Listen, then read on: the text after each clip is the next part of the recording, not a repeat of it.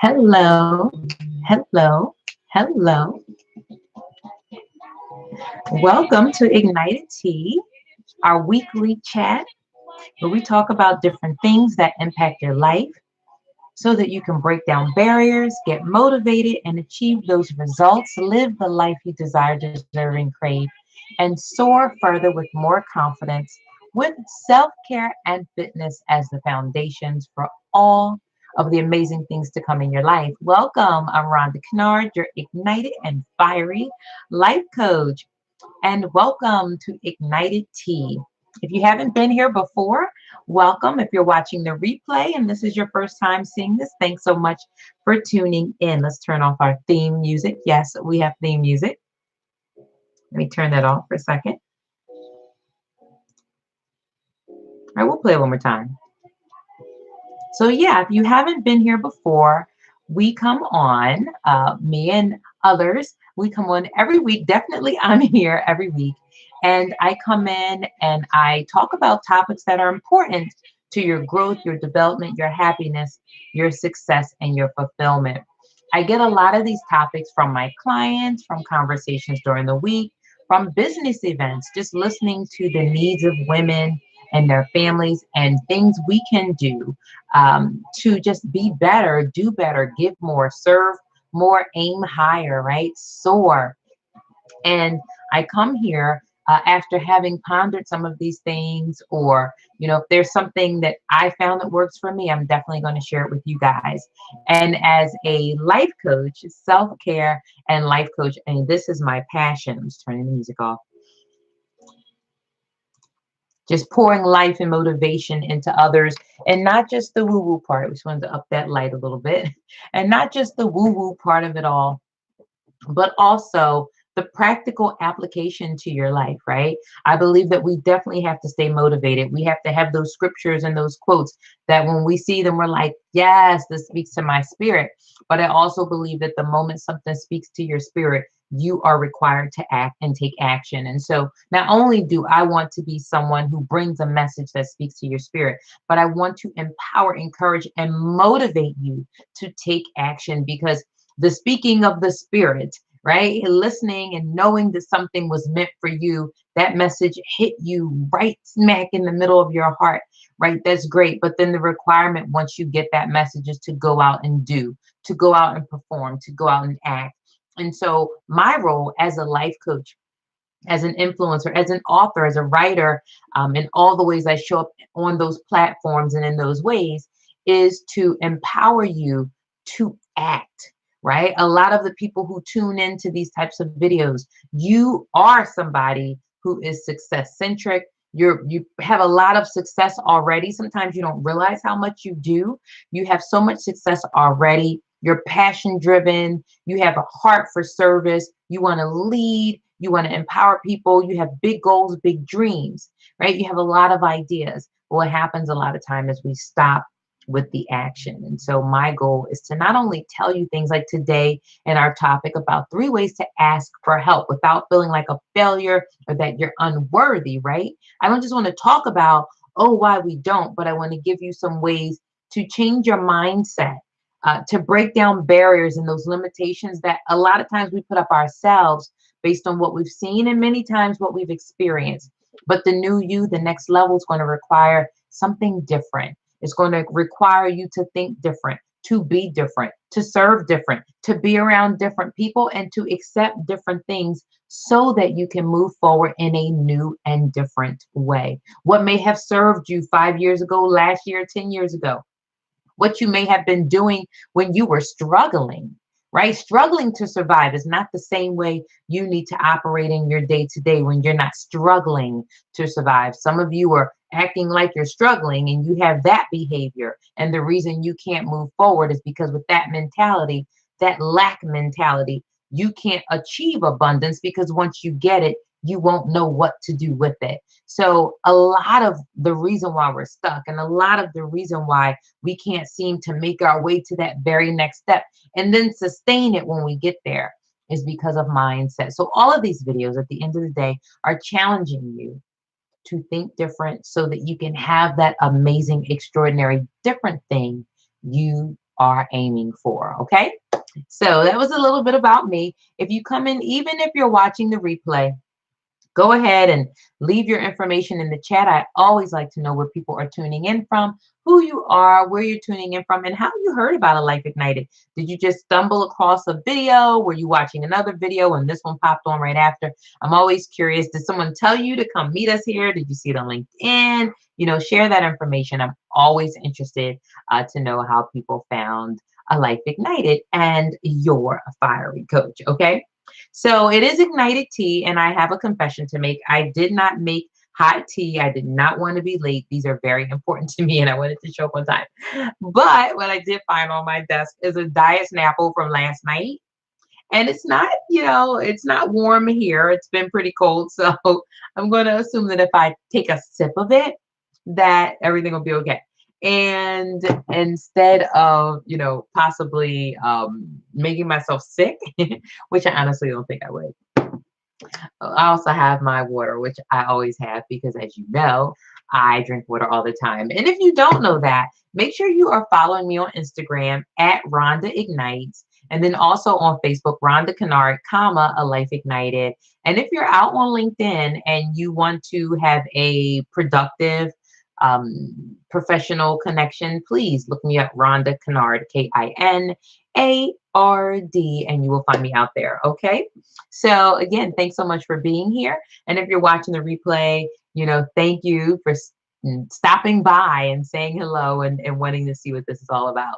So I'm excited about our conversation. And just so you know, I say this every week, but I'm looking down at my notes. I'm also checking the chat because my camera's up here and my laptop's down here. So I'm not ignoring you or looking at something else. I'm just making sure I don't miss anything here. But I'm really excited about this week's chat because this is something that really does impact women a lot. Men, you may have a tough time asking too, because you're a man and, I'm not be asking nobody for help and all. But hey there, thanks so much for joining. I see you. But I know for women, right, we have a difficult time asking for help. It's one of the few things that we won't do. Like, we wear all kinds of hats. We are mothers and wives and daughters, volunteers. We're deaconess at church. We help in our communities, and whatever type of church we go to, you're probably active there.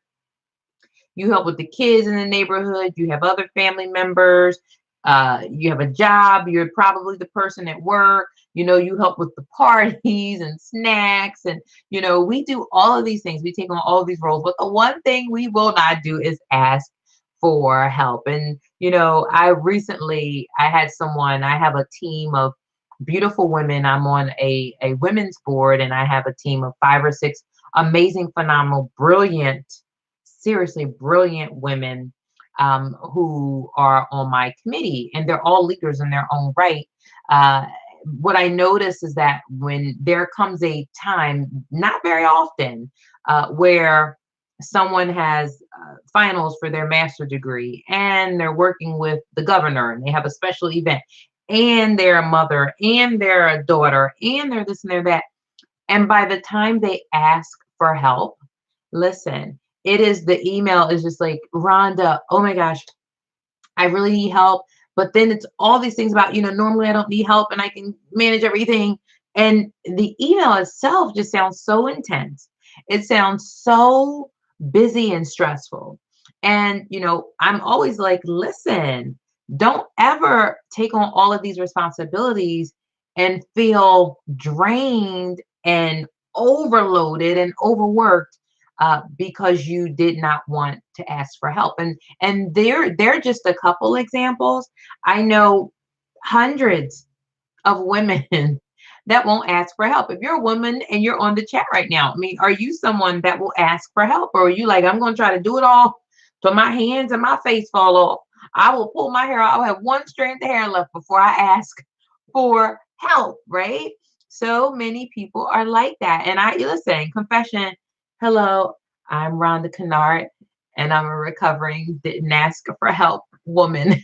superwoman who thought I could do it all alone and didn't want to ask because if I did, then people would think I wasn't brave, right? Recovering, that's me, right? That was me feeling like, oh my gosh, I can't ask for help because if I do, then people will know that I don't have it all together. We have any other recovering people on the call, or are you not recovered yet? You're still in denial. So what we're really talking about here is just not being that person that's suffering, right? Because we're not asking for help. And I'm going to go a little down in my notes already. I want to give you an example. So, um, one of the reasons I'm just going to talk about this now. It's on my spirit to talk about it now. Yesterday I went to see a mentor of mine, and it's what's interesting is that we met through a board I'm on, and I think she is super amazing.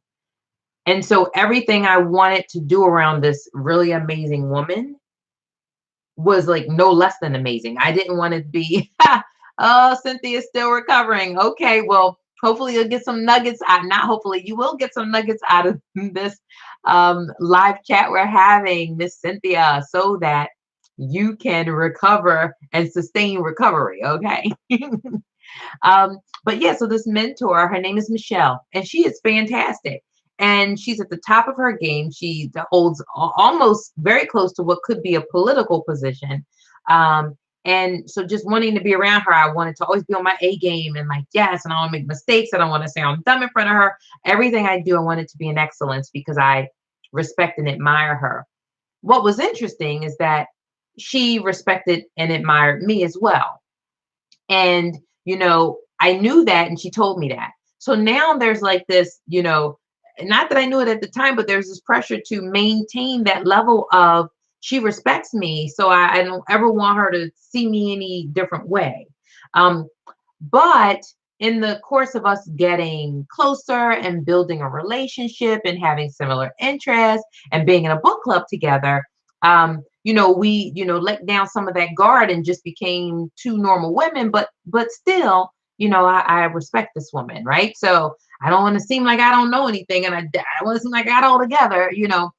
So in the conversation, we started talking about business and I mentioned that I wanted to get this certain contract for this certain organization for like a book club or some workshops for leadership and women.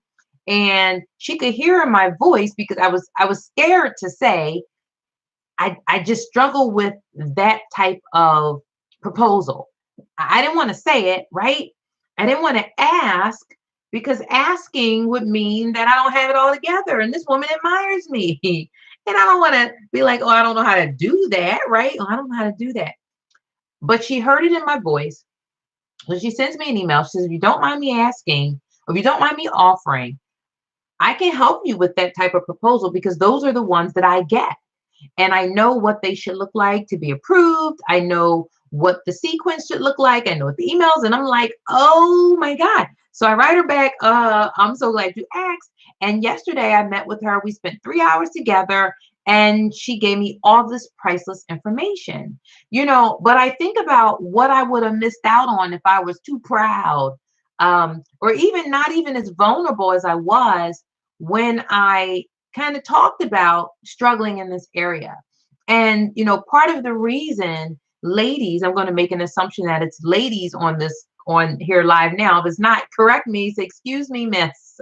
I'm not a lady, but I'm going to say to you ladies who are watching that, a lot of times that's why we're not asking for help because we want to put on our clothes and put on this facade that everything's great when we step out in the world. We want people to respect us in that way. And the moment that we say, I need help, I don't have it all together, we feel as though people are going to see us differently. But what I want to challenge you today to think about is that even in my example from yesterday, strong people, powerful people, and not powerful by your title or what you do for a living, but personal power, right? That's what's important to me. I don't really care about people's titles, but personal power, someone who stands firmly in that will recognize you asking, will recognize your vulnerabilities, as strength and as being very, very smart, because it takes a smart person to ask for help. It takes a strong person to be vulnerable enough to say, I need you to help me with this. Only a weak person will stand and suffer alone and not let anyone around them know that they needed help, right? That's why in school, what the teacher tell you, there are no dumb questions. There are no dumb questions. The only dumb question is the question you did not answer. You did not ask. It's similar to that, because why would you sit there and know that you're confused, know that you need assistance, understanding, putting it all together, balancing it out, understanding the process, but I'm going to sit here because I don't want anybody to think I'm dumb, right? But here's the thing, and it's so true. It's so elementary, but it's so true. And sometimes we got to go back to elementary school and get some of our foundational principles. If you think about it, you're not the only person with the question. And it sounds so silly when someone's telling you that, like everyone has the same question, but it's so true. Other people want to know the very same thing you know. And then looking at us today, the reason Michelle could help me is because she recognized that vulnerability from when she was in that space, trying to take something to a next level, needing someone to mentor her and push her and give her that inside track so she could move forward in excellence, right? And so I say that to you because you need to know that the people who you go to, the strong people, will not make you feel inferior or make you feel like you don't know. Now, the people who make it seem like you were this big dummy for asking a question, well, you need to qualify those people, but don't base your self confidence or who you are or your personal power on the response of other people. That's another thing, and we're going to get to that later. But I want to, it's just important. I kind of it was kind of a summary of everything we're going to talk about, but I just wanted to kind of lead with that, because if you jump off, I want you to leave with the fact that you have to ask for help. And a lot of times, it's one thing when we don't ask for help from people who we think are shady or might judge us, or they're going to tell everybody, because we have some of those people in our families and around us and in our neighborhoods too, right? I've had neighbors tell me how so and so asked them to do this and they gave so and so this, and you're like, why are you telling that woman's business? Right? That she came to you in confidence and needed your assistance because she thought she could trust you. And now you're over here telling her business. Like, that's not nice.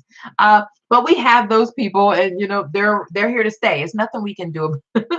There's nothing we can do about them. So a lot of times we don't ask because of people like that, where we know that the ask itself is not safe. We also don't ask because of maybe a bad experience of asking in the past. And I can think about this didn't. I'm going to go with this may have deterred some of my ability to ask for help for a very long time. Two things I think of. One is I remember being in a pageant when I was 21. I was a student at Temple University. It was a scholarship pageant, and I needed some scholarship money. So I was in this pageant, and I can remember, my mom asking all these people. We had a big church family. She's asking all these people, hey, we need help. And it wasn't like, can you just sponsor? It was like, we need help. She's in this pageant. She needs a dress. We have no money for a dress. She needs advertising. We have no money for anything. There's a booklet, like, help us out. And there were one or two people out of the many my mom asked that came through, that helped, that supported with love and encouragement and financially, right? And I can remember just, feeling like, wow, like we really needed help and people didn't help us. And so that planted a little bit of a seed for me, amongst other things, where it was like, I'm not going to ask for help, because people don't want to help you and I'm just going to do it on my own, right? That planted a little bit of a seed. But many of us have experiences from our past, right, wrong, or indifferent, where you had that experience, and now moving forward, that kind of halts you for asking for help, because you go right back to that time when so and so did not and you felt, right? So that's one reason, a lot of times we don't ask. And then a lot of other times, as strong women, we were raised by some strong women, right? My mom, my grandmother, there had to be some strong women to go through what they went through and raise children and take care of themselves and move through the world and all the things they had to do, right? But I can look back and see many of times where, strong women in my past did not ask for help. So it's almost a cultural thing where you just go through it and you deal with it and you get by. And when you leave your house, you leave with dignity and your head held high, and you just did not ask for help, no matter how much you needed it. So a lot of times we're just not asking for help because we haven't seen it happen. And when we have asked, right, we've gotten, a really bad response. So we thought. So those are times we don't ask for help. Now, other times we don't ask for help simply is, I'm gonna throw out this word. I've said this word 100 times in my last 4 or 5 ignited teachable moments, you guys. Ego, right? We don't want people to think we don't have it all together.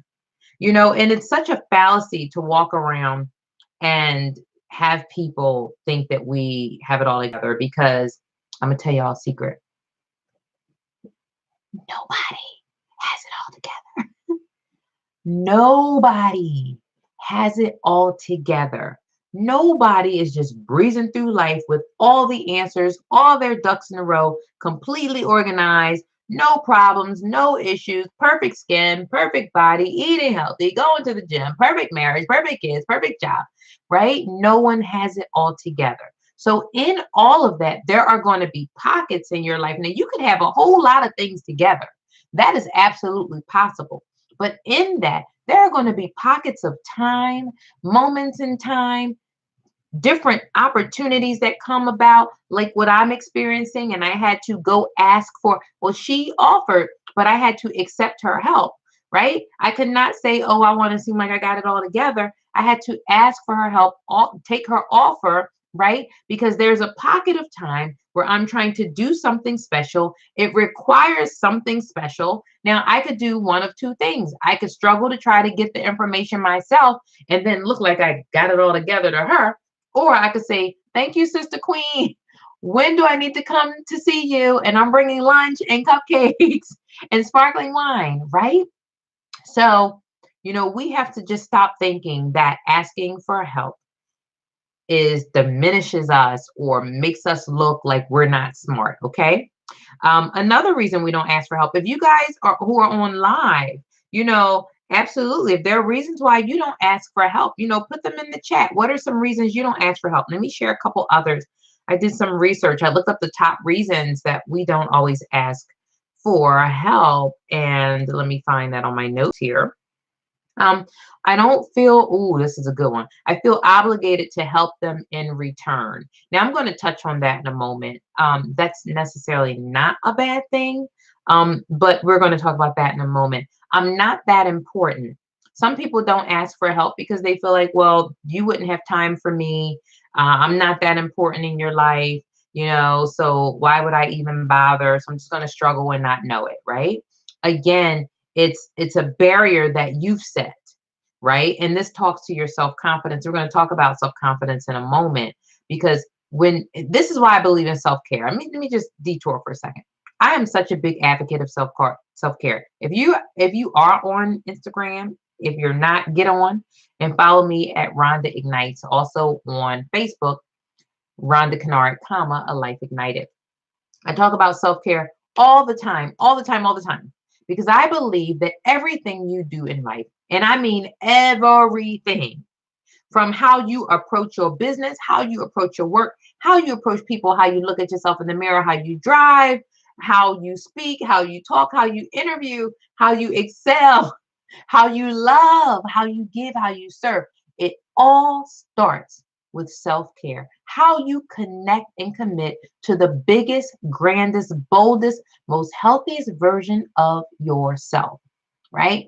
And I believe that when we are confronted with situations, self-care is the very thing that is sitting in front of you that determines what your next best action will be. So if you were someone that said, I'm not that important, that tells me that you have not yet connected to your biggest, brightest, most grandest, boldest, bravest, healthiest version of yourself yet. Because if you knew how powerful you were, you knew everything within you, if you knew your fullest potential, if you knew your worth, if you knew your value, you would never question your worthiness when you stand in front of another human being.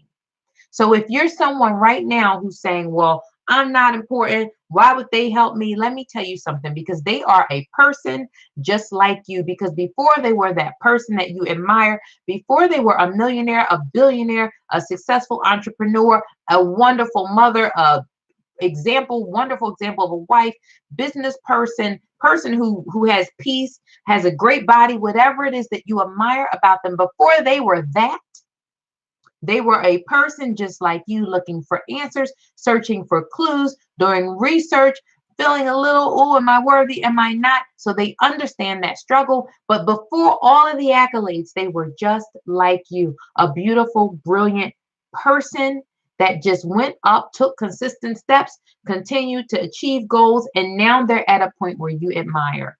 But don't ever think that you can't go to somebody because you're not worthy or you're not important enough. You will always be worthy and important enough, but you have to believe that first. You have to connect and then commit to the grandest version of yourself. Okay.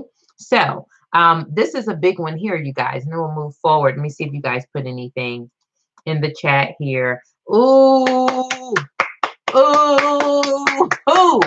Yes, yes. Oh, thank you, Tara. Hey, thanks for coming on and joining us. Don't want to feel judged, Cynthia. Yes. Don't want to feel judged. I was going to say, let me tell you what I have in my notes so you can see we were on the same page.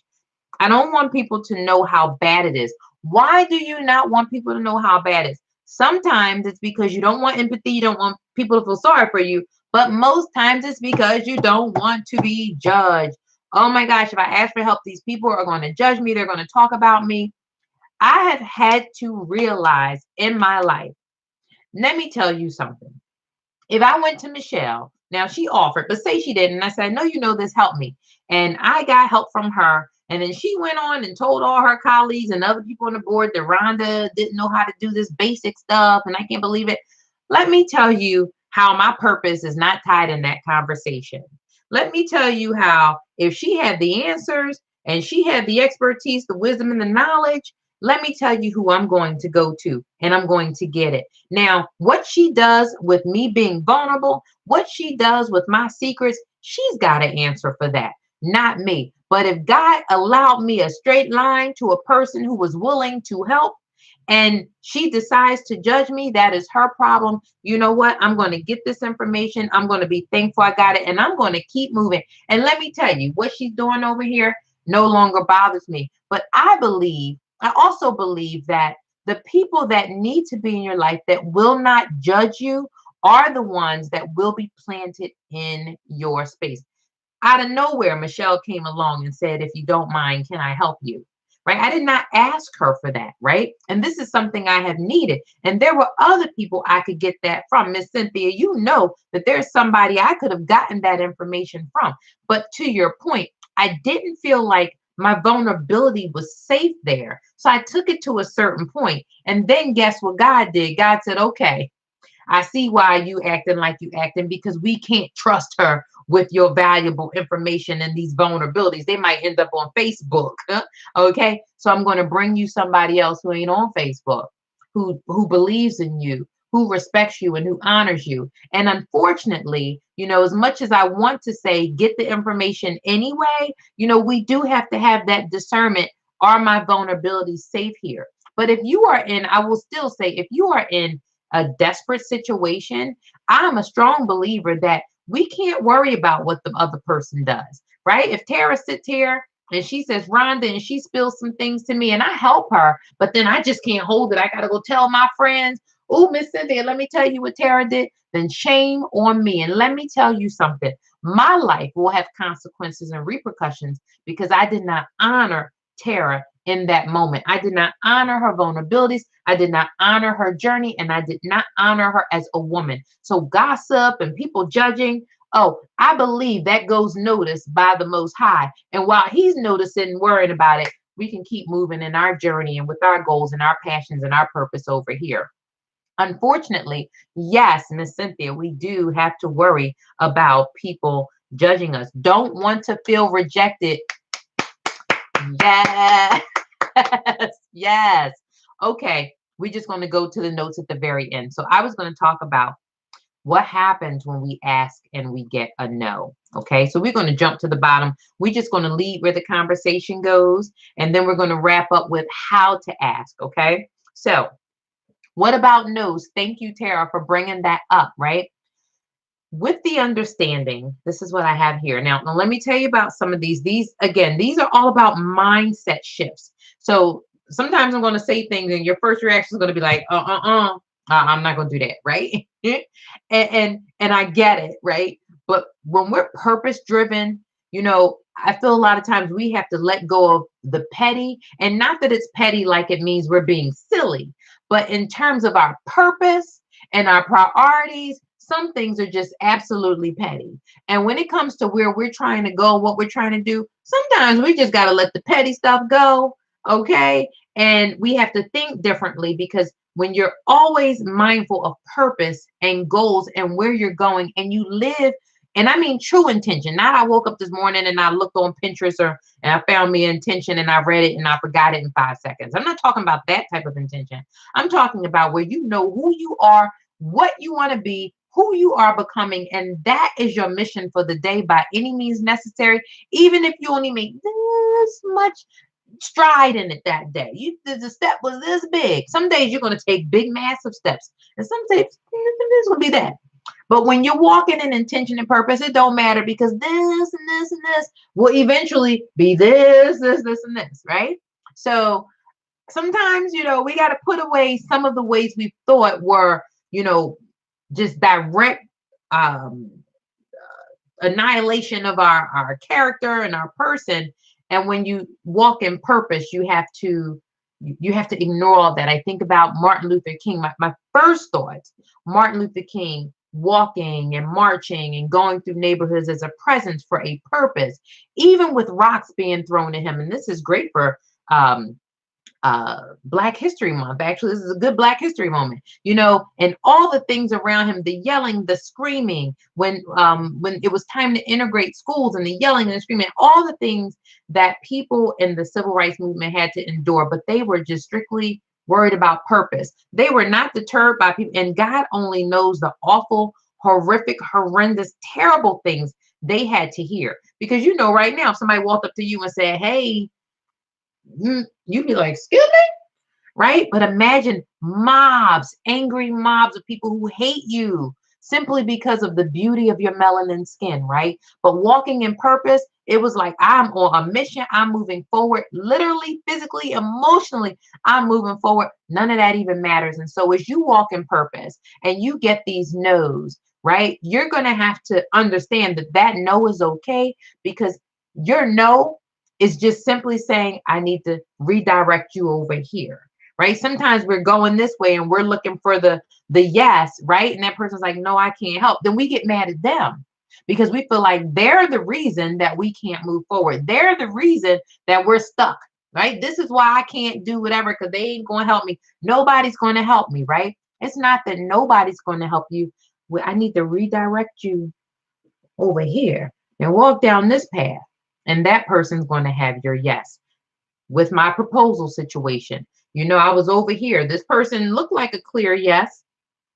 Nope, I needed to be redirected over here. And let me tell you, when I met with Michelle yesterday, not only was I redirected to a person where my vulnerabilities were safe, I would not be judged. She gave me a yes, but then she also opened several other doors that I would never have had an opportunity to even get close to, turn the knob myself. But she was able to turn the knob because she's connected to the people on the other side of the door. Hello.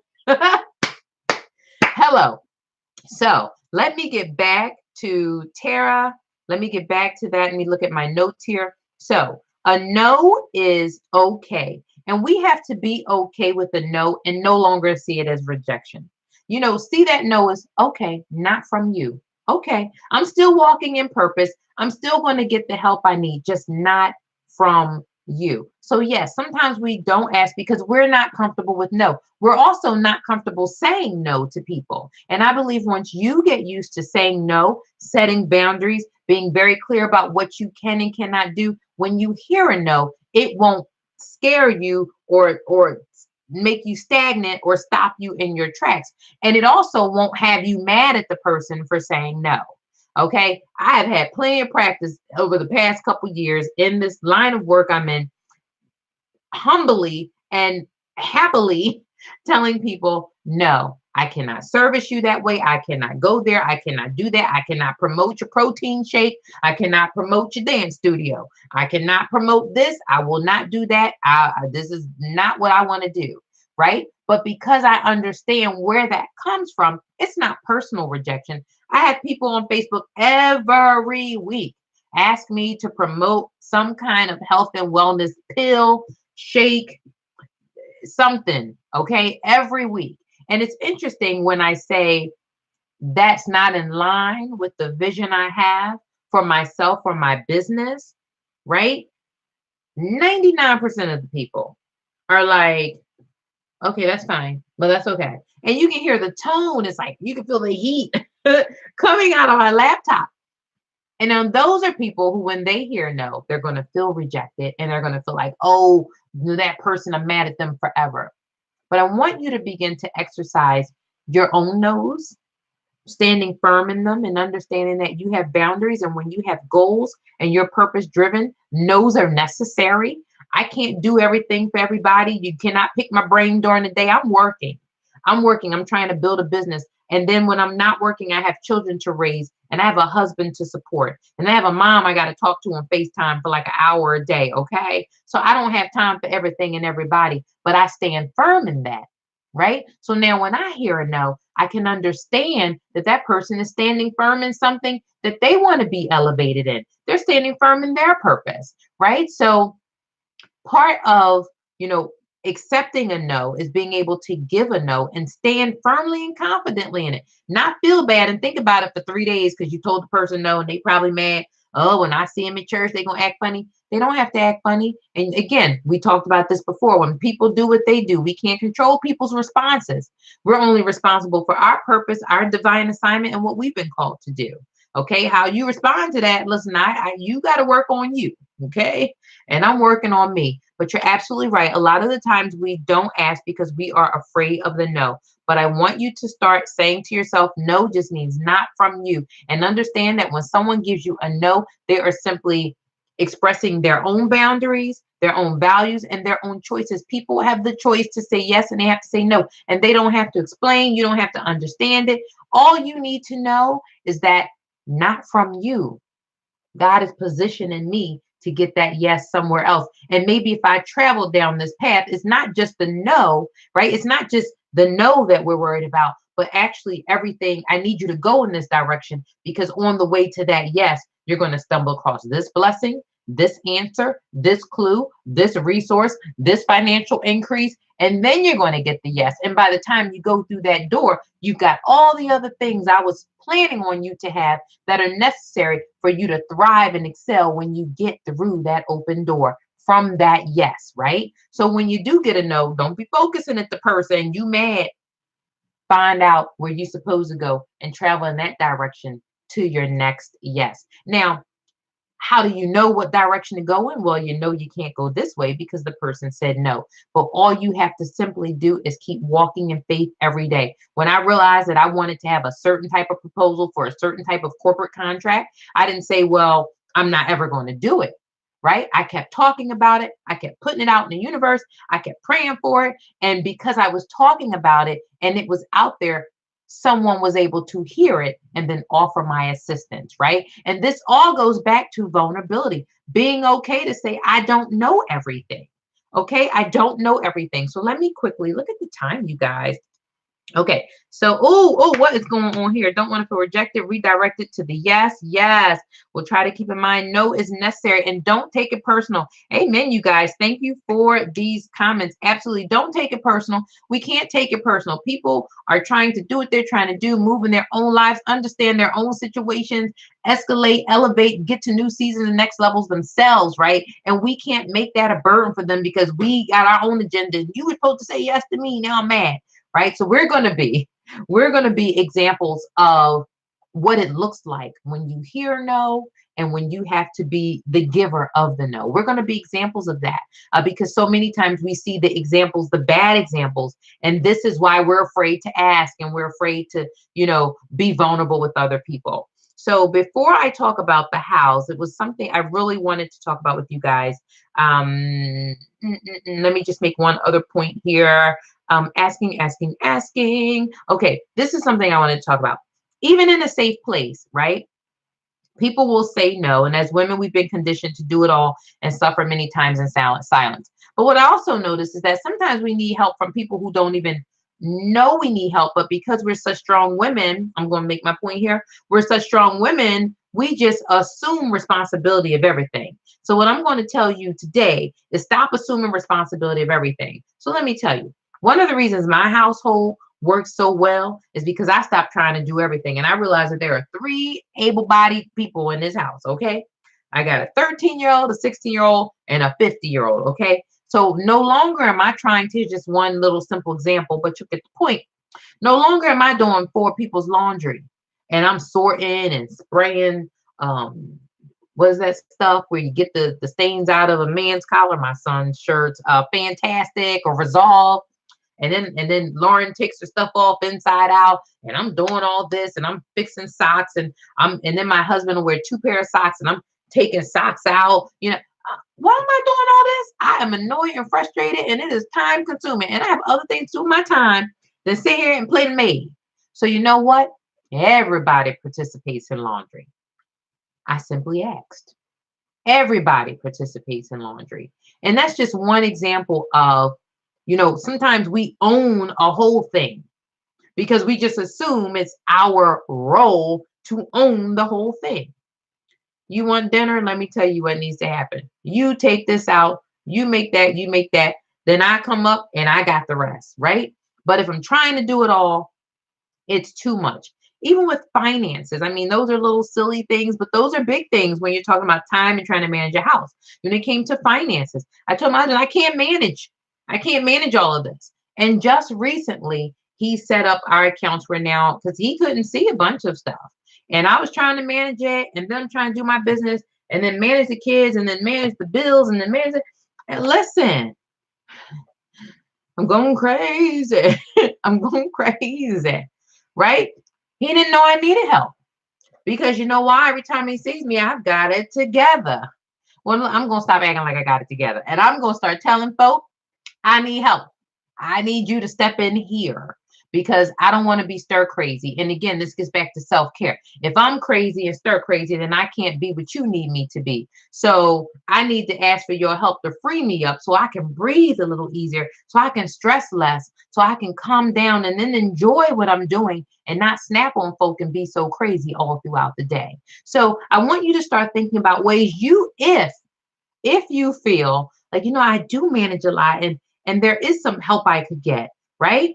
I'm going to start asking. Or are there places in your life now where you could be asking for help and freeing yourself up? Even at work, if you're a leader, if you're a manager, if you're responsible for anybody, or even if you have coworkers, hey, can you help out with this? And don't be that person that nobody can do it as good as you. So if it ain't you doing it, then it's not going to get done right. And so that's why I have to do everything. That's a whole nother ignited teachable moment. Okay.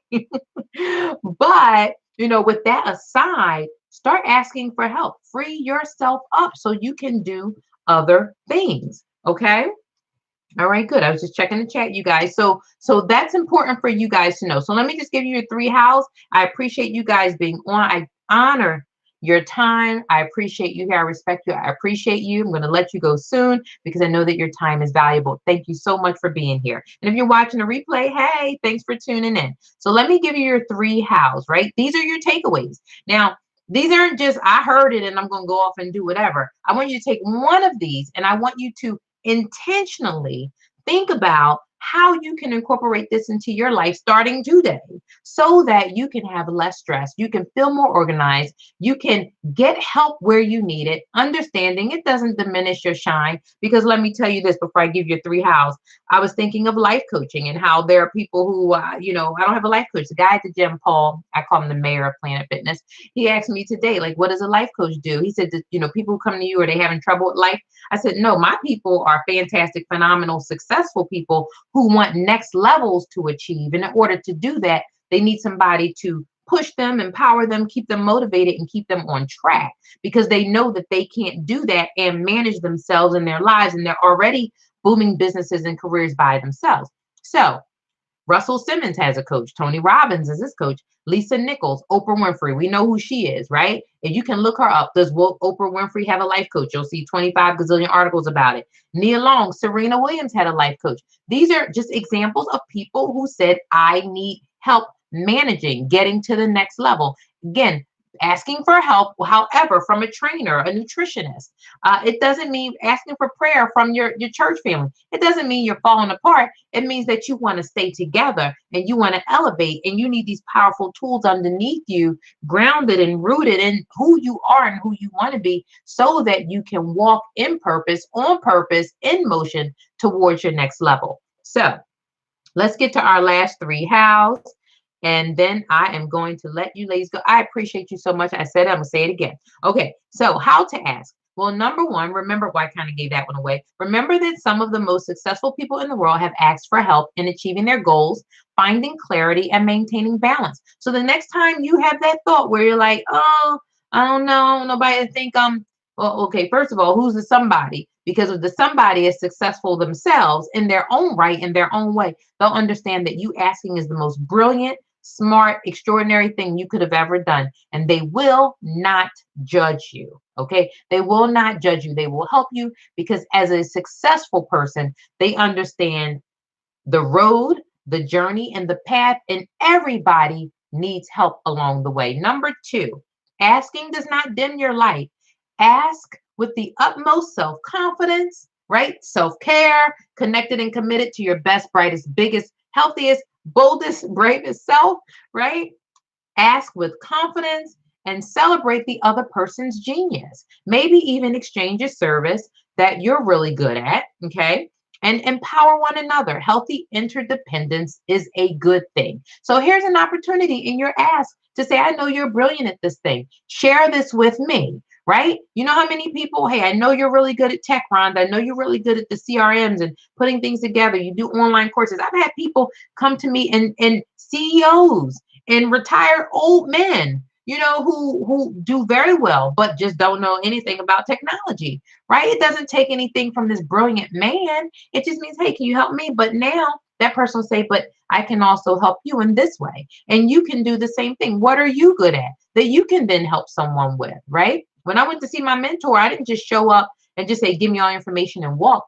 I also helped her with some technology stuff. We talked about some board training that I can do for her. And then I also bought lunch and non-alcoholic wine and some wonderful cupcakes. But my point is that we empower and we celebrate and we encourage each other. So use that as an opportunity to tap into someone else's genius and then celebrate them for having that knowledge and being so awesome at it and their wisdom that they were able to give you.